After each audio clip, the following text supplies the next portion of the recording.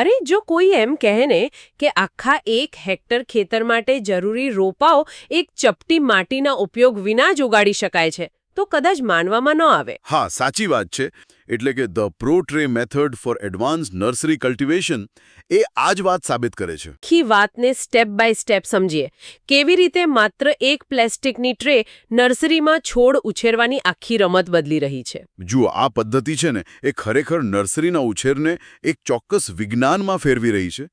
હવે આપણે ખરાબ માટી કે હવામાન પર નિર્ભર રહેવાની કોઈ જ જરૂર નથી. એટલે મને આ પ્રો ટ્રેનો કન્સેપ્ટ બહુ જ રસપ્રદ લાગ્યો.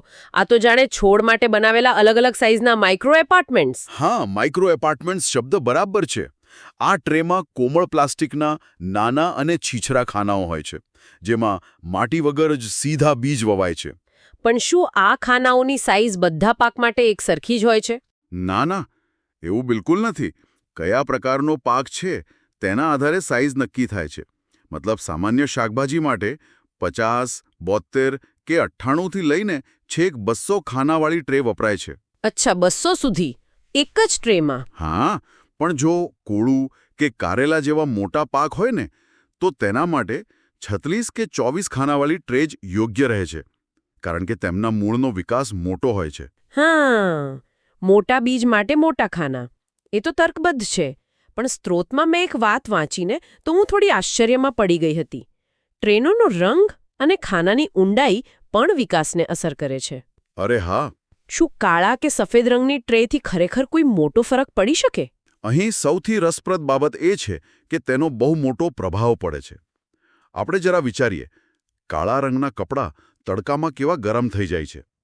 બસ એવું જ વિજ્ઞાન અહીં કામ કરે છે. ઓહ, એટલે ગરમીનું શોષણ. બિલકુલ. ઘાટા રંગની ટ્રે આછા રંગ કરતાં વધુ ગરમી શોષી લે છે અને તેનાથી બીજને જલ્દી અંકુરિત થવામાં મદદ મળે છે. વળી ખાના ઊંડા હોય તો તે પાણી અને ખાતરને લાંબા સમય સુધી જાળવી રાખે છે. અહીં વાત ખરેખર બહુ રસપ્રદ બને છે. જો માટી વગર છોડ ઉગાડવા, આ તો જાણે લોટ વગર કેક બનાવવાની વાત થઈ. જો આ ટ્રેમાં માટી જ નથી તો પછી તેમાં ભરવામાં શું આવે છે? તેમાં એક ચોક્કસ માપ સાથેની રેસીપી વપરાઈ છે. એટલે કે 5 કિલો લીમડો, 100 કિલો વર્મિક્યુલાઇટ અથવા પરલાઇટ અને સાથે 300 કિલો જંતુમુક્ત કોકોપીટ. 1 મિનિટ, આટલું બધું? તો એક ટ્રેમાં કેટલું માધ્યમ જોઈએ? એક ટ્રે ભરવા માટે આવું માંડ 1.2 કિલો મિશ્રણ જોઈએ. બરાબર. એટલે કોકોપીટ એટલે નાળિયેરના છોતરાનો ભૂકો. એ તો સમજ્યા, જે પાણીને સ્પંજની જેમ પકડી રાખે છે. પણ આ લીમડો અને વર્મિક્યુલાઇટ કેમ ઉમેરવાનું? બહુ અગત્યનો મુદ્દો છે આ. જુઓ, લીમડો અહીં એક કુદરતી જંતુનાશક તરીકે કામ કરે છે, જે કુમળા મૂળને રોગોથી બચાવે છે. અને વર્મિક્યુલાઇટ એક ખનિજ છે જે મિશ્રણને જામી જતું અટકાવે છે. અચ્છા, એટલે હવા મળી રહે. હા, બરાબર. અને જો આપણે આખી વાતને મોટા ચિત્ર સાથે જોડીએ ને તો આનું ગણિત અદ્ભુત છે. કેવું ગણિત? 98 ખાનાવાળી માત્ર 238 ટ્રેનો ઉપયોગ કરો તો તેમાંથી 23,334 રોપાઓ તૈયાર થઈ જાય, જે આખા 1 હેક્ટર ખેતર માટે પૂરતા છે. બાપરે, આટલી ઓછી જગ્યામાં આટલું મોટું પરિણામ! અને આ મિશ્રણને ટ્રેમાં ભરીને 1/4 થી 3/8 ઇંચ જેટલું જ દબાવવાનું હોય છે. પછી એમાં બીજ મુકાય છે. હા, પણ અહીં એક ખાસ ધ્યાન રાખવાની વાત એ છે કે બીજ વાવ્યા પછી તેને ઢાંકવા માટે માત્ર વર્મિક્યુલાઇટનો જ ઉપયોગ કરવો પડે છે, માટી કે કોકોપીટનો નહીં. એવું કેમ? માત્ર વર્મિક્યુલાઇટ જ શા માટે? કારણ કે બીજને ફૂટવા માટે ભેજની સાથે હવાની અત્યંત જરૂર હોય છે. વર્મિક્યુલાઇટ હલકું હોવાથી હવાની અવરજવર જાળવી રાખે છે અને હા, સપાટી પર નુકસાનકારક લીલ એટલે કે શેવાળ જામવા દેતું નથી. સમજાયું. એટલે સપાટી કઠણ ના થાય, નહીતર બીજ ઘૂંઘળાઈ જાય. સાચી વાત છે. પછી તો અંકુરણ થાય ત્યાં સુધી ટ્રેને પોલિથીનથી ઢાંકીને રખાય છે ને. 1919નો છંટકાવ કરવો અત્યંત જરૂરી છે. આ 19 એટલે નાઇટ્રોજન, ફોસ્ફરસ અને પોટેશિયમનું સમાન પ્રમાણ, ખરું ને? હા, આ ત્રણેય તત્વો છોડના શરૂઆતના વિકાસ માટે બૂસ્ટર ડોઝ જેવું કામ કરે છે. નાઇટ્રોજન પાંદડા વધારે, ફોસ્ફરસ મૂળને મજબૂત કરે અને પોટેશિયમ રોગ પ્રતિકારક શક્તિ વધારે છે. તો આ બધાનો અર્થ શું છે? ટૂંકમાં કહીએ તો આ પ્રો ટ્રે પદ્ધતિથી છોડનો શરૂઆતી ઉછેર કેટલો સચોટ, માટીમુક્ત અને વૈજ્ઞાનિક બની ગયો છે. હા, અને સૌથી મોટો ફાયદો એ છે કે રોપાઓને ખેતરમાં ટ્રાન્સફર કરતી વખતે તેમના મૂળને કોઈ જ નુકસાન થતું નથી, કારણ કે આખું માધ્યમ સીધું જ જમીનમાં જાય છે. માટી વિના ખેતી. હા, સાચી વાત છે કે અત્યારે ખેડૂતો બીજમાંથી રોપા તૈયાર કરતી વખતે માટીનો ઉપયોગ જ ટાળી રહ્યા છે. બરાબર. આને પ્રો-ટ્રે પદ્ધતિ કહે છે કે આધુનિક ખેતીમાં આ પદ્ધતિ આટલી લોકપ્રિય કેમ બની રહી છે? ચોક્કસ. કારણ કે પરંપરાગત રીતે જોઈએ તો માટી એ ખેતીનો પાયો છે, પણ નર્સરીના તબક્કે માટી ખરેખર રોગોનું ઘર બની શકે છે. એટલે જ પેલું કોકોપીટ વપરાય છે ને? કોકોપીટ એટલે કે નાળિયેરના છોતરાનો ભૂકો. તમે જુઓ તો એની રચના એકદમ પેલી સ્પંજ જેવી હોય છે. અરે વાહ!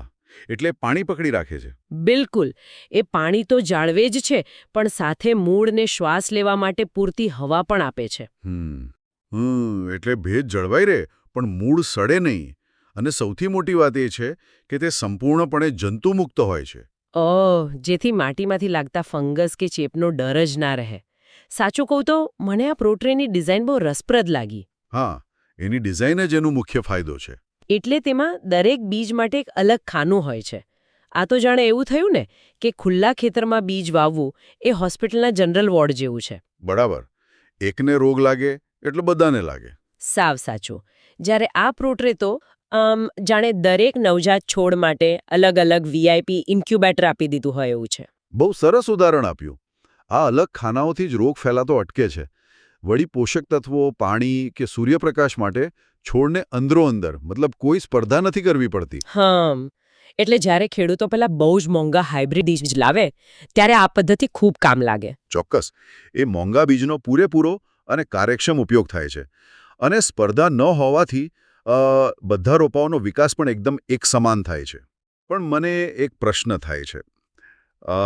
જ્યારે આ છોડને મોટા ખેતરમાં ફેરવવાના હોય, જેને આપણે ટ્રાન્સપ્લાન્ટિંગ કહીએ છીએ, ત્યારે પેલી માટીમાંથી ખેંચીએ એમ મૂળને નુકસાન ના થાય? ના. પ્રોટ્રેની સૌથી મોટી ખૂબી જ આ જ છે.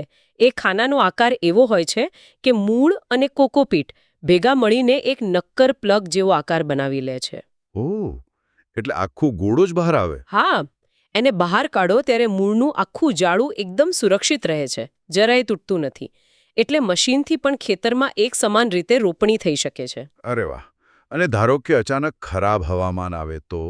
તો આખી ટ્રેને સરળતાથી ઊંચકીને કોઈ ગ્રીન હાઉસમાં કે સુરક્ષિત જગ્યાએ ખસેડી શકાય, જે ખુલ્લા ખેતરમાં તો ક્યારેય શક્ય જ નથી. હા, એ તો છે. પણ જુઓ, આ બધું સાંભળીને એમ લાગે કે આ તો બહુ જ સચોટ અને સુરક્ષિત પદ્ધતિ છે. પણ આના કેટલાક આર્થિક અને પર્યાવરણીય પડકારો પણ છે ને? બિલકુલ છે.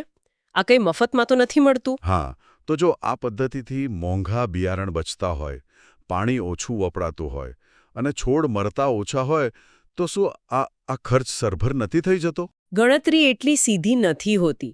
આમાં કુશળ શ્રમિકો જોઈએ, જે ટ્રેમાં બરાબર કોકોપીટ ભરી શકે અને બીજ વાવી શકે. બરાબર. અને કોકોપીટ પોતે પણ મોંઘું આવે છે. ઉપરાંત પેલી પ્લાસ્ટિકની ટ્રેનો ખર્ચ પણ અલગથી ગણવાનો. એટલે રોપાઓનો ઉત્પાદન ખર્ચ સીધો વધી જાય છે. અને પેલો પર્યાવરણનો મુદ્દો તો ખરો જ.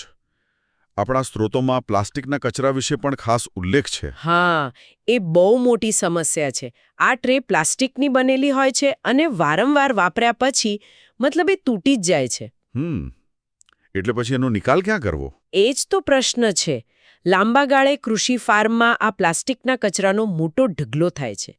એટલે અહીં કાર્યક્ષમતા અને પર્યાવરણીય ટકાઉપણું આ બંને વચ્ચે બહુ મોટો સંઘર્ષ જોવા મળે છે. તો આઠી ચર્ચાનો સાર એ છે કે પ્રોટ્રે પદ્ધતિથી નીંદણ અને રોગચાળો ઘટે છે, ખેતી આધુનિક અને વ્યવસ્થિત બને છે, પણ આર્થિક ખર્ચ અને પ્લાસ્ટિક પ્રદૂષણ જેવા પ્રશ્નો નજરઅંદાજ કરી શકાય તેમ નથી. હા, આધુનિક ખેતીની સાચી દિશા સમજવા માટે આ ટેકનોલોજીના ફાયદા અને તેનાથી ઊભા થતા કચરા વચ્ચેનું સંતુલન સમજવું બહુ જ જરૂરી છે.